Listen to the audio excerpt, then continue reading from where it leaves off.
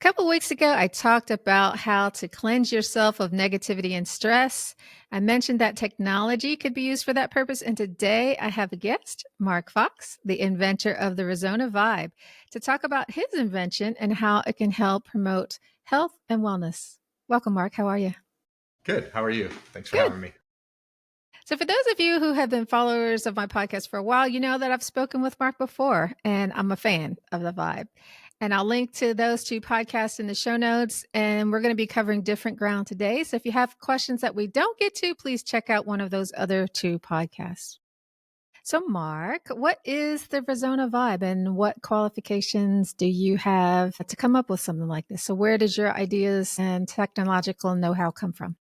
Yeah, I don't know if I have any qualifications to come up with it. I just did it. But what it is so so we have Vibe and we have another new product I'll show you about. Came out a couple months ago that's puts out the same technology. But it's if you look at it, if you start at the highest level of nothing in the world happens without an energy exchange. Sure. So you don't drive your car, you don't eat food, you don't fall down, hurt yourself, you don't make s'mores and hot dogs on a campfire, you don't get sunburned. Everything's an energy exchange. So you can have energy put into your body with electrical current, magnetic fields like PEMF, we're going to talk about today, light, vibration, or sound. So it could be, and people are familiar with chanting and Hmm. sound bowls and those type of things. So I chose PEMF because it's the easiest on the go therapy. So there's no wires on you. You can put it in your Mm. pocket and you don't know that it's even there. So that's what it is at the highest level. It's just putting energy in your body. It's doing two main things that we know of. Okay. It's doing a lot of stuff. And this is just a theory, but it's things that we've been able to measure. The cells on your body have an electrical charge. And when they get like your car battery and the voltage gets low, you get sick. And it won't also, if the voltage is low, at the cell membrane, it doesn't allow good stuff to get in the cell and bad stuff to get out. So you need to get your battery charged, and then it increases ATP, adenosine triphosphate, which is the number one fuel that your cells use for food, and it can increase that up to 500%. So recharging cells' batteries, increasing the food supply for your cells to allow your body to heal itself. That's it at the most simplest level that most everyone in this industry will agree. My qualifications for this are zero to start with. I'm a chemical engineer, a rocket scientist. I didn't know anything about this, but 27 years ago, my dog got sick and she had arthritis in her spine. Veterinarian told me you could use these magic frequencies to help her. That's when I learned about it. So I saw what it could do for PTSD, but it made me super angry because it's hidden in a clinical environment, being held hostage. People don't have access to it. They're expensive machines. So that's why I decided to naively, this ought to be easy to build, printed circuit board, put a little coil on there. Then after we have piles and piles of them that didn't work, it's not as easy as I thought. We finally did get one to work. So I wasn't qualified. I may be a little bit now, enough to be dangerous, that I've been studying it for 27 years. It's still magic and it shouldn't work, but that's true of 500 other technologies in the history of mankind. An MRI, if you ever looked at an MRI, it's the most magical machine ever built by a human being. There's so much magic going on, but yet we use it a million times a year in the United States to generate pictures inside the body, right? So it's absolutely positively a scam and impossible until it works, right? I mean, I think it was Arthur Clarke, right, that said, I'm not quoting wrong, but it's like, it's indistinguishable. Advanced technology is indistinguishable from magic, right? Nobody, how's that really work? No, nobody using one knows, okay? Or very few people how it's doing zeros and ones, doing all that stuff, right? So you don't have to know how it works exactly, and you can never actually prove it. And I get in this argument with doctors all the time about proof versus theory, because we don't know how aspirin works, Laura. We don't. True. Been around for 3,500 years, and nobody's still. We have theories. I had an argument with a doctor last night on a Zoom call. Well, you need to correct that, Mark. We know how aspirin works. No, you don't. You have a theory, and he starts giving me his chemical theory. And I'm like, yeah, that's your accepted theory in your industry, but you've never proven it. You've never actually seen it do that. You've never shown the chemistry that that's true, right? So it's not. I use this analogy all the time, Laura. Forget it. It's relief before reason. Don't spend so much time trying to figure out how it works, because Have you ever heated a slice of pizza in a microwave oven? Yes. How does that work? I don't know. Nobody, right? So the theory is you're hitting the food with an energy that's the right frequency to be the rotational energy of a water molecule. So theoretically, the water molecule is spinning on its own axis and it's creating friction to heat up the cheese and the pizza. Nobody in the world has ever photographed or videotaped a spinning water molecule. Never, never. We don't have the technology for that. So even though we don't know exactly how it works, we have a theory, but we still heat pizza. It still works. Yeah, don't get too hung up on exactly how it works, because the honest truth is we don't know, just like we don't know how most medications work and drugs and those type of things. We don't know how the brain works. We A don't know how lot the of it. brain works. We don't know. Yeah. I mean, there's the conversation you have on my doc is start talking to my friends about consciousness and what it is and how it works. And they're like, whoa, right? Because we don't understand that. Mm-hmm. We don't. So you had an idea and you said you made a whole bunch of these that didn't work. What were some of the challenges that you were coming up with that was making it not work? First of all, it's got to put out the right frequencies, right? It's got to do it accurately and correctly. It needs to be super lightweight to put in your Yeah. pocket, put around your neck. Yeah. It's got to have a long enough battery life that people aren't complaining about it, which was 5 to 6 hours that we have now. People want 20, but it'd be a football. I can't do that. So it's all the trade-offs of that. And one of the biggest challenges it is for a small device putting out a lot. It's putting out 9 Gauss. It's a lot of energy. So to cool it. So it has cooling vents and stuff on it. Uh-huh. Pros and cons. So it gets up to 105 Fahrenheit. And if you got to get your skin without any ventilation, I have learned the hard way that some people are very temperature sensitive and sound sensitive. So that the heat thing was probably the biggest challenge, to get the coils to put out enough energy but not get hot.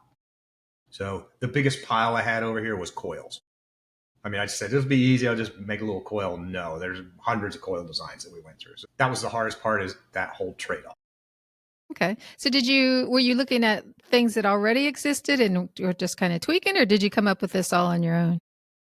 No, I mean, I know the devices existed. They're $15,000. They're Right. big Yeah. machines with wires and stuff on them, and turning knobs. So I knew they existed. I know what the frequency protocols are from training, or most of them. I've had to create new ones now, but it was just like, how do you get in a compact device that's portable that, quote, is affordable, right? We always get into this too, when people go, well, yours is, it's the most affordable one in the market. And if anyone's even close, look closer, because they have a $30 a month subscription fee to use it. We don't, right? So to be honest, every company in the world loves subscriptions, recurring revenue. Every customer hates them. Yeah. So I spent a year and a half building a subscription thing. And then because when I buy a subscription, that day I buy it for a year, I put on my calendar for a year from now to cancel it if I'm not using it. And it was like, every consumer hates subscriptions. So why am I doing this to my customers? So I killed a year and a half worth of work on the platform that I built. And we will never have a subscription on any of our devices, just for that reason, to stay, because it's the hidden cost of, I won't name the company over here, but the device I have there is, it's $150 a year to use it. So don't know if I'm keeping it. Yeah. You wrote a book. What's the name of the book? What's wrong with us? Something like that. I've written a couple of them, but you're probably talking about relative to this health space. It's called What on Earth Are We Doing to Our Health? Yes. Did that come before or after the device? After the device. Yeah, I was trying to, exactly the conversation we're having here. How do I make this in language that I can understand and most people could read it and consume it? So, in fact, I wrote, the title of the book was Resonance Frequency Therapy. My friend goes, that's the dumbest title ever. What are you, an engineer? Yeah, I go, yeah. He goes, let me come up with a better title for you. I go, okay. He goes, never mind, I already got it. He's the one that said, what on earth are we doing to our health? So I'm getting better, because the book I'm writing at right now is called Go Find Joy. So it'll be out in about 6 weeks. It's all about anxiety, which is the number one ailment in all people and pets across the globe, and what these devices can do for anxiety. Because I'm a marketer too, and I have lots of marketing teams that are like, you need to focus, dude, on what is the one thing this can really help with. PTSD, we know, blood sugar, a lot of other things. But for this book particular, we're going to talk about anxiety because, as I said, it's the most, there's no one in the world that doesn't have anxiety or hasn't had it, right? At some point, whether it's a presentation, a meeting, Christmas, right? Everyone's had anxiety. Some of it's more chronic. And if it's constant, then it causes damage, right? Yeah. You're out of balance and stuff. So the next book's Anxiety, Laura. It'll be out in about 6 weeks, probably. So there's a frequency for that on the Vibe. No, There's not. no. So I said that on purpose to try and get your attention. Almost none of them are, quote, frequencies. They're frequency pairs. Okay. Like frequency A is where is it, B is what's wrong with it in general sense.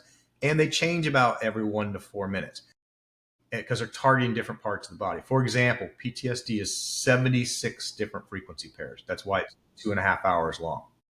For anxiety, we have a specific anxiety protocol. We have the power of 4. We have an anxiety protocol that's going through, I'm guessing right now, 30 different frequency pairs. We have a relax and balance protocol that's going at differently. It's coming at it from a different angle. We have a third one called vagus nerve stimulator, which is going to be in the brainwave alpha theta range.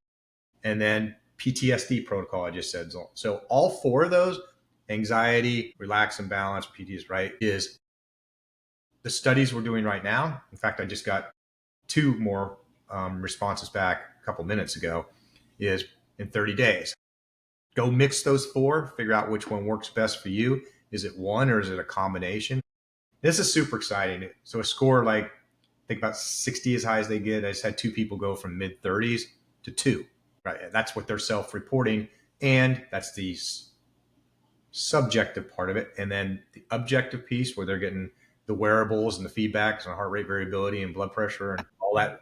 Yes. So you said the Vibe, we have the Vega Vibe coming out. That's the pendant that I was talking about. And in 2 months, we'll have our own watch. So Look at you.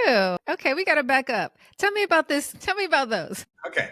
So the Vega Vibe, so this has vagus nerve protocol on it as well. This was just a cool pendant. So this is as easy as I thought I could make something, turn it on, alphabetical order, scroll the one you want, hit play, put it in your pocket. This one's even easier. You go like that and you turn it on and wear it. You can't do anything else wrong. You just wear it as a necklace. Because the vagus nerve is the 10th cranial nerve, it comes on both sides, your brain comes both sides of the neck. It clusters at your heart, and then it goes to all your organs and the rest of your body. So it's the super highway where the brain's talking to the organs and the organs are talking to the brain. It goes both ways. Most vagus nerve stimulators, well, first of all, historically, there were implants in your brain, surgery, cut yourself, put it in your spine, awful, right? But they worked. So some of the products on the market today will be ones that you put on your neck and shock you with 15 volts, or you can jump in an ice bath, right? Those type of things. So the average we're running now is first vagus nerve stimulator doesn't have to buzz, shock, or freeze you. You don't have to jump in an ice bath. You don't have to put 15 volts to your neck. You don't have to vibrate you with some of the other devices, right? So that was the idea with that. We just finished the third-party clinical trial with another doctor in a completely different company and business and just gave it to him. And the heart rate variability, and this is after 1 hour session, just one. Heart rate variability on average went up about 38%, I think. Wow. And I said to the doctor, I go, well, it's kind of disappointing. I hope it'd go up like 100. He goes, Mark, professional athletes would pay $1 million to get a 5% increase. So 35 is huge. So that's super exciting. That's with one hour session. So what does it do if you use it 3 times a week for a month? We don't know yet. So we're running that study right now. So that's super exciting. Yeah. And we measure that in the lab with all kinds of expensive Italian equipment that I don't even know, right? So, and then the idea of this is to have our own device where you can put the therapy in you and you can measure it objectively. What is really, really cool, if you don't know, this device actually has blood sugar and blood pressure without putting a blood pressure cuff on. It's some pretty amazing technology. So what we're going to do with that real quick is if people choose to, right, obviously for privacy reasons, we will de-identify it so their name's on it and then load it into the cloud. And then we're going to be using AI to allow them to create reports and everything for them to look at the before and after data. So Mark isn't sitting here doing that manually, creating 3 reports for everybody. But all these other devices, the limitations to Fitbits and watches, they don't have long-term data, right? You can see what you did for the last week, but it's not in the cloud for you to go back and say, how did I improve myself over the last year or two or month or 60 days? Because what's really interesting with the whole space, what was super frustrating when I started, Laura, is most people will forget how they felt 30 days ago. Yeah, absolutely. So I have so many Zoom calls where somebody goes, man, like on PTSD, 0 to 80. 80 is as worse as you can get. People get on the call and go, I might have helped a little bit, but I'm not sure. I'm like, you self-reported a 72 and 30 days ago, and now you just said it's a 12. And people, they start crying. Most of them start crying. They'll go, what? I go, I didn't make these numbers up. That's what you told me. So they forgot how bad they felt. So we tell people, keep journals. Here's the best litmus test in the world. Somebody just asked me earlier on a podcast, how do you measure it's doing it? Well, one thing you can measure is your best litmus test is your spouse and your kids and your friends. Are you behaving better? Do we like to hang out with you now and we didn't before because you're not being such a jerk, right? I mean, there's a ton of feedback like that so it's 3 things you can do, right? Your own self-report, which is the AVS scale of pain on a wall in the doctor's office. 0, smiling, 10, I'm crying. That's still the gold standard of I came in at an 8 and I left as a 3. Still do that. You have that subjective data. Objective data is all the wearables that you have, which are getting super affordable. Doesn't have to be ours. The rest of them out there. And the third one is the litmus test. Ask your friends, family, am I behaving better? Or what you'll normally happen, they don't ask that. They just tell them, did you change? Your friends will go, something happen? Win the lottery or something? You're on a different drug? What? Because you're acting. No. And that happens a lot with ADHD and stuff. The teachers will call the parents and go, hey, you put Johnny on a new drug. It's working. And I didn't put Johnny on a new drug. He's running this ADHD magical white box thing. Yeah. So what's your favorite success story? It's a whole bunch of them. My favorite one, if this doesn't raise the hair on your arms, you're not human. 17-year-old girl said, Mark, I will never have a date in my life because I have Tourette's. I think I may have told you a story. Yeah. And she goes, I get bullied in school all the time. It's awful. It's horrible. She goes, I ran brain balancing. My Tourette's disappeared. And I have a date Saturday night. Then she ended up marrying the guy. That's a big deal. I didn't tell her to run brain balancing. I didn't know it would. And it's interesting because the brain balancing protocol is actually concussion protocol is how it was originally written. But a lot of clinical trials and doctors are starting to run that at the end of a session because it does a lot of things. And we're not sure why. So it's kind of like a catch-all, brain balancing. Just run that and see if it helps. Makes sense to me. So you have Solfeggio frequencies on there. And I noticed on your website, you have some stuff on there that wasn't on last time I looked. Tell me about Solfeggio frequencies. There's a whole bunch of them out there. I just picked the 6 because so many people know about them. I picked those 6, 528 love frequency, those type of things. Those actually are an exception on there that aren't frequency pairs. It's running whatever that frequency is. So if it's 528 hertz, it's running 528. Yeah. So and there's some cool stuff that's happening with that people didn't know. I had multiple people tell me 417. I don't even forget which one it is. I got to look. Is really helping with addiction, alcohol, drugs, and food.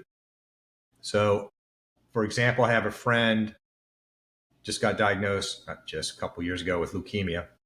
And his kryptonite is sugar, right? The fact that he can't have chocolate and anything anymore.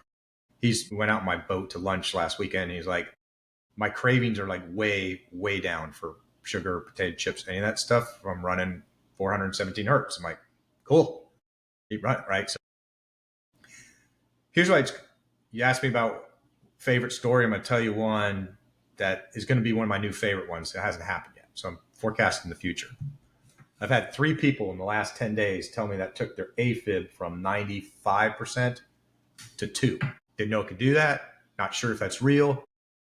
So one of our super good customers, who's a cardiologist, is like, dude, we need to have this study.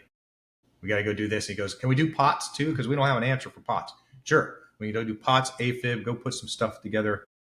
That's going to be super cool. Yes, I'm making up a lot of new stuff. All right, I'll just tell you the top secret when it comes out, because it's going to be out in a couple months. We're going to have, because you can take, you already know this, we talked before, you can infuse it into water. Yes. And just drink the water, or you can infuse it into cream. So the water will hold the frequency antidotally, we think 6 hours. The cream will hold it for like 30 days. So you can put any protocol you want in the cream. But here's a new cream we're coming up with, new system. It's an anti-wrinkle system. You ready for this? It's the only triple peptide enhanced frequency infused anti-wrinkle system. So we're going to take the anti-aging protocol, take the anti-aging, and we're putting on a brand new, in fact, I just filed the patent yesterday, literally, for this system with our own recipe that has triple peptides in there that nobody's got that combination, but we know individually they work really well. So here's what I said to this. So this is another very good customer of ours, doctor. He's a dermatologist. He's bought so many of them. He keeps losing them, or people borrowing them. He doesn't get them back. But I'm like, okay, dude, here's what I want to do. Cindy Crawford and every wrinkle cream, everything you've ever seen in your life with a before and after picture is photoshopped, or they changed the lighting, the temperature of the light. I want to measure something. How can we actually physically measure it change wrinkles? And he's like, you do a such and such. I go, what is that word? And he looks at me like, dumb rocket scientist. He goes, it's a mini biopsy. So it's a little tiny thing I can take off a woman's face or a person's face. Send me a handful of these things for Christmas gifts or whatever, and I'll do the study for free. I can go get 30 people. So we're going to go statistically measure chemistry and biology of the skin before and after, instead of photoshopping fake pictures. I'm super excited about that. So nobody in the world's got anything. As you're trying to explain this to patent lawyers, I go, what are you talking about? I go, it's triple peptide frequency enhanced. Here's the recipe. This is what we're going to go do. Now we got to go test it, make sure it works, because I don't want to sell voodoo. And if it doesn't, we won't sell it, but it will. I already know the peptide. I've done enough research on the peptides to know that they make a big difference. Putting the icing on a cake to put a frequency in there, because it's already working. The anti-aging is already working with just our normal comfort creams. Yeah. Right, what about side effects? Any downside? The downsides, so contraindications on this is don't use it if you have electronics inside of you, pacemakers, insulin pumps, blah, blah. Metal implants, hip replacements, any of that's fine. Just if it has circuitry, don't use it. And if you're pregnant, don't use it. That's the official word. Yeah, that's for everything. That's for everything, right? Yeah. And we don't test on pregnant people. The first baby that's deformed, it's going to be, that did it, right? But unofficially, it's not going to affect a pacemaker, but I can't tell anyone that, right? So let me explain it this way. This is 9 Gauss. An MRI is 50,000 Gauss. For years, if you had a pacemaker, you couldn't have an MRI, okay? Because everyone's scared. So then finally doctors went, we either need to look inside you at the MRI or you're going to die anyway. So you want to take a risk? Yes. So you know how many people have died in an MRI? None. It had nothing to do with the pacemaker. It was an oxygen tank flew across the room and hit her in the head. That's how she died. So nobody's died at 50,000 Gauss ever, to my knowledge, besides that one case. But I'll go straight to hell if I don't say in the PEMF community, don't use it with a pacemaker, because if something else goes wrong, then it's my fault. But that's the official answer. No insulin pumps, pacemakers, anything that's got a circuit board in it or batteries, because it could possibly affect it. And if you're pregnant, don't go out of the house. So nothing else? No, it can cause you to, I don't know, no other side effects? If it makes you feel sick, you probably have an infection, because there's a lot of inflammation reduction stuff in most of the protocols, and inflammation may be keeping the bad stuff locally. It could do that. We've seen some of those. If it makes you tired, this is very common. It's not common, okay? But it's very common when somebody says, hey, it's making me tired. I go in the email, how many protocols are you running a day? And they go, 12. Okay. So cut back, because your body, I believe, in theory, needs time to take the energy and use it. So that's the only things that we've really seen. Lyme disease is not. So I got asked, what do you have for Lyme? What do you have for Lyme? What do you have for Lyme? Nothing. Leave me alone. So finally, you get enough Facebook calls and see the desperation of people who had Lyme for 10 years. So it's like, okay, so I found a doctor that actually did a research with 1 to 4 hertz, killed the bacteria. The problem is that it killed it. Oh my God, that's amazing. The problem is the Hertzheimer reaction is this is a clever little bacteria. When you kill it, it's going to spit poison, and it does. So the first study we did, Laura, it worked from the standpoint is every single person got sick. So I stopped using it. Okay, let's regroup, run it at power level 5 instead of 10, run the liver toxicity, right? Liver support to detox yourself, run the vagus nerve to kind of rebalance it, do it again, rinse and repeat, turn the power level up until you're comfortable with it. And that studies are going on right now. There's more and more people using it, and it's helping them a lot. But we still don't have the end result runway if that's going to work or not. So there's a side effect, right? Is the bacteria itself did this, or sometimes if you're detoxing and stuff, like the addiction thing, you're going to blame it on that. We've had lots of cases where they go, this is awful. It made me super sick. And then they call back and go, sorry, I tested positive for COVID. I mean, that happened multiple times during COVID. It's like we got blamed for it, for feeling sick. So usually it's something else. Don't be, the first time you use it, if you're in severe pain, don't be driving a car operated a catapult or weapon system, okay? Because it can make you drunk or stoned. So wow. Because when the pain disappears that fast, long-term chronic pain, your body goes, yeehaw, has a party and releases a bunch of endorphins. And that's been actually measured.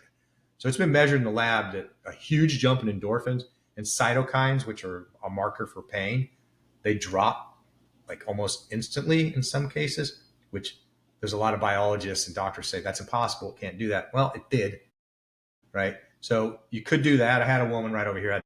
I'm sitting in my chair because she goes, I'm seeing double vision. She goes, I'm drunk.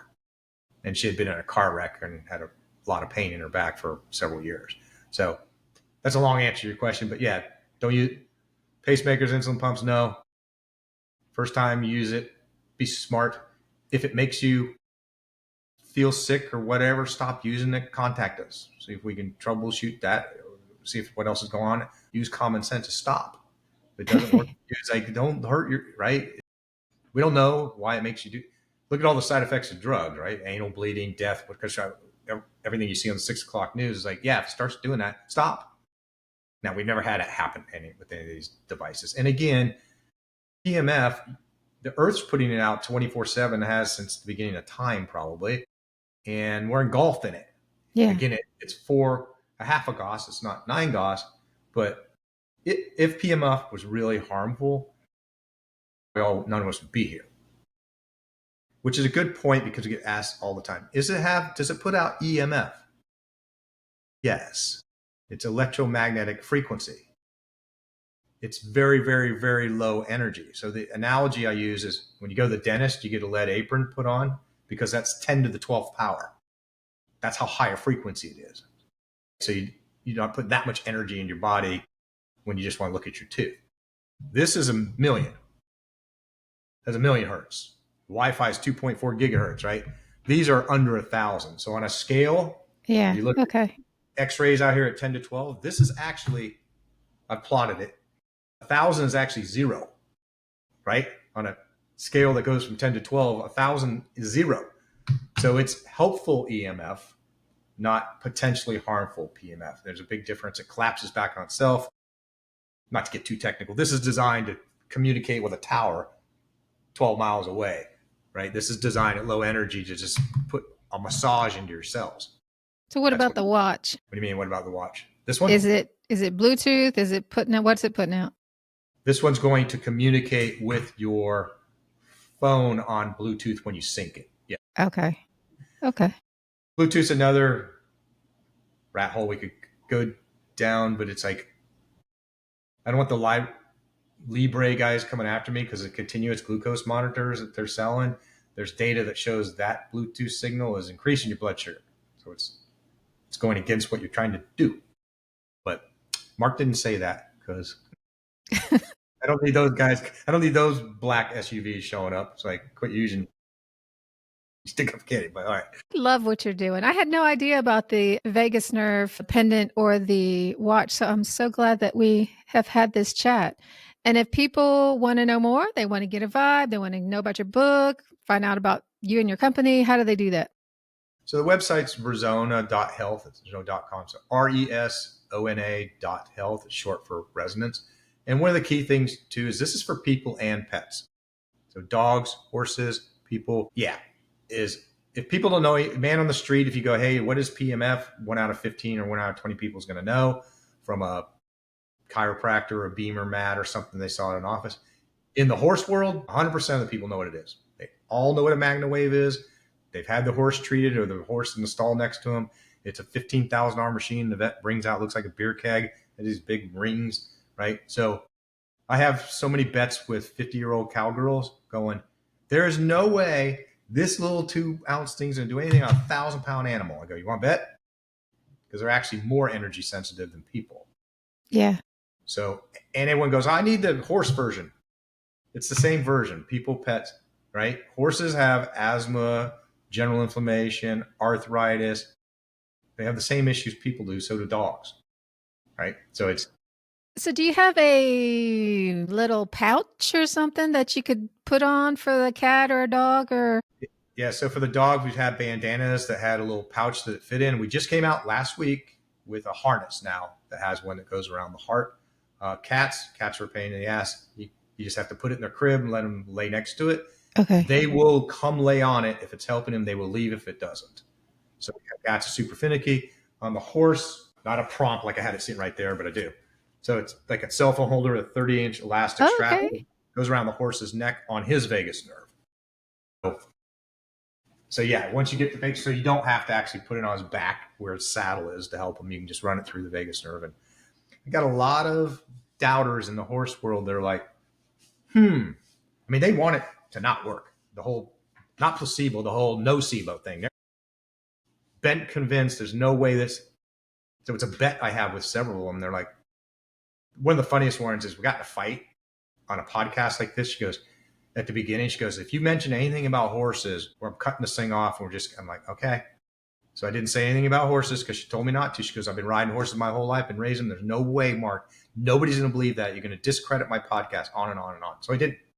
She's one of the biggest wholesalers I have now for horse industry. Wow. It's I don't want, crazy that, I mean, it's a money back guarantee. Why not just be open-minded and try it? try it. It's a 30-day money back guarantee. If you need a little longer, we'll give it to you. I don't want anyone in the world to have one that paid for it and it didn't work for them. And it's not 100%, okay? But it's north of 90 on most protocols. The lowest percentage we probably have, PTSD is 98%. A whole lot of them are over 90. The worst ones, probably prostate at about 65%, which every time I'm 63, some 75-year-old grumpy old man with prostate, it doesn't work for him. This rings off the hook and they're screaming at me. I was like, dude, I told you it's probably 65%. You already talked to you before you bought it. I'm sorry it didn't work. I don't know why. And we need to move on. Give you your money back, send it back. So yeah, I don't want anyone to ever have one that they pay for if it doesn't work for them. That's not worth trying. Is hydration, how much effect is the hydration? Would it not work if you're not hydrated? It will work if you're not hydrated, but it works better if you are. Like, what's the difference in effectiveness? It's like 50%. I don't know what percentage exactly. We tell people drink 4 glasses of water, 8-ounce glasses in the 4 hours before the therapy. But elderly are the worst people, right? They'll be like, oh, I'm hydrated. I'm like, no, you're not. I had one person tell me, I go, okay, how much water are you drinking a day? Oh, I don't drink water. I go, why do you think you're hydrated, Tom? He goes, because I had this is a true story. I had a protein drink last week. I go, that has nothing to do with hydration. So hydration is key. Electrolytes, especially magnesium, has been proven to help with PEMF and getting the cells to So I didn't mention this. The other product we have coming up in 2 weeks is called PEMF Booster. So it's our own formulation. Like Liquid IV owns the 80% of the electrolyte market. We're making our own specific for PEMF sessions. And we got to go get clinical data on that. But the formula looks like it should make sense. Magnesium, I have mine in a little spray bottle here to put in my water. Is just liquid magnesium is the most important one, but any electrolytes, liquid IV, any of that stuff will help have the therapy and the energy get into the cells easier. Is awesome. I love your innovation. You see a need and you just fill the hole. Well, thank you. Appreciate it. Or I try to anyway. It's a challenge, right? The marketing part of this is the most expensive thing by far. It costs way more than the product. And Zuckerberg could shut you down any day by turning his algorithm like that. And you're like, okay, well, you just doubled the cost acquisition. Yeah. So my master plan is, and none of the young people listening will believe this because they won't go look at the data. From a marketing point of view, the biggest bang for the buck, by far, can't touch it, is radio. Whether it's traditional iHeartRadio or SiriusXM, doesn't matter. It does matter, but that is the biggest bang for the buck. And we're on SiriusXM right now across the country. TV's number 2, billboards number 3. Okay, pay per click is one of the worst ones you can do because it's so expensive. But that's what everyone has to do, and what you got to compete in to make noise.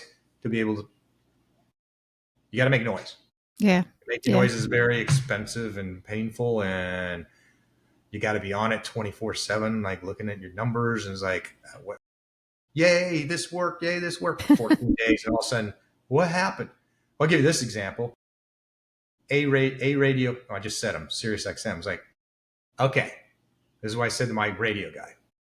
Yes, I'm not a radio guy, but I'm telling you from an engineering rocket science perspective, absolutely, positively impossible that they didn't turn our ads off for 10 days. It can't be a ups and downs. It would be an 8 sigma event on statistics. Go talk to SiriusXM. They had turned it off for the last week of June, the first week of July, because they didn't want to interfere with 4th of July weekend or something. It's like, don't ever do that again without telling me, because I'm freaking out trying to figure out why we have no sales coming in from these radio ads, right? Yeah. So anyway, you got to stay on top of all that. That marketing piece of it is a challenge. Well, thanks for being here, Mark, and for being a part of the social change to a more natural way of life. I think that's the big piece of it. And if everybody enjoyed hearing from Mark, leave us a comment so we know. Ask your questions. And don't forget to check out the other 2 podcasts with links in the show notes, because there's a lot more on the Vibe. Thank you all for being here. Thanks, Mark. Thank you for having me. Sure. Make sure to subscribe to the show on iTunes or Spotify so you'll never miss a show. While you're at it, if you found value in this show, why not show your love with a review? Thanks. See you next week.